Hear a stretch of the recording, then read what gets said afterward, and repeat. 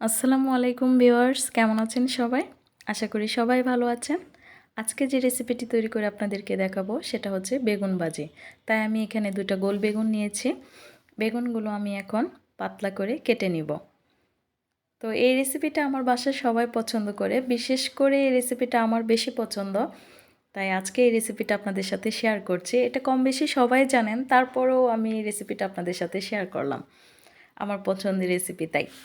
তো এখানে আমি এভাবে কেটে নেওয়ার পর এই যে আপনাদেরকে দেখিয়ে দিচ্ছি কিভাবে কতটুকু পুরো করে আপনারা কাটবেন।